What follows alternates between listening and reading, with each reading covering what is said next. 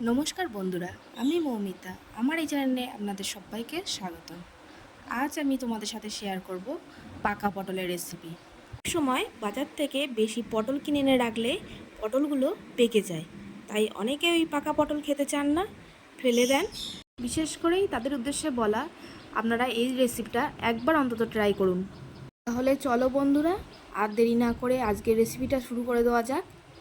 প্রথমে পাকা পটলগুলো লম্বা লম্বা করে কেটে ধুয়ে নিয়েছি। এবারে কড়াইতে সর্ষের তেল দিয়ে শুকনো লঙ্কা ও কালো জিরে দিয়ে একটু নেড়ে নেব। তারপর ওতে কয়েক কোয়া রসুন, আদা, কাঁচা লঙ্কা দিয়ে দেব এবং পেঁয়াজ কুচি দিয়ে ভালো করে নাড়াচাড়া করে নেব। এগুলো ভাজা ভাজা হয়ে গেলে তুলে নেব।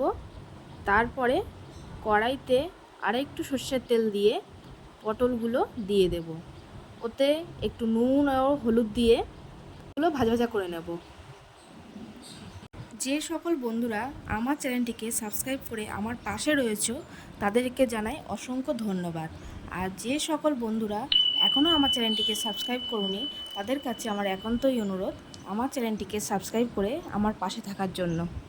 এবারে পটলগুলো ভালো করে ভাজা হয়ে গেছে, ওইগুলোকে তুলে একসাথে শিলে বেটে নেব। এবারে কড়াইতে আরেকটু সর্ষের তেল দিয়ে বেটে রাখা পটলগুলো দিয়ে দেব। লো আঁচে 2 থেকে 3 মিনিট এটাকে নেড়ে নেব। আপনারা এই সময় নুনটা দেখে নেবেন ঠিক আছে কি না। এবারে আমি এতে অল্প একটু চিনি দিয়ে দেব। যেহেতু আমার পটলগুলো খুব একটা পাকা ছিল না, তাই আপনাদের পটলগুলো যদি বেশি পাকা থাকে তাহলে চিনি দেওয়ার কোনো প্রয়োজন নেই। আরও 2-1 মিনিট নেড়ে নিলেই রেডি আমাদের পাকা পটলের রেসিপি। এটি গরম ভাতে একদম জমে যাবে।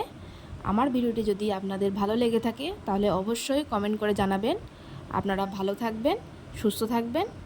ধন্যবাদ।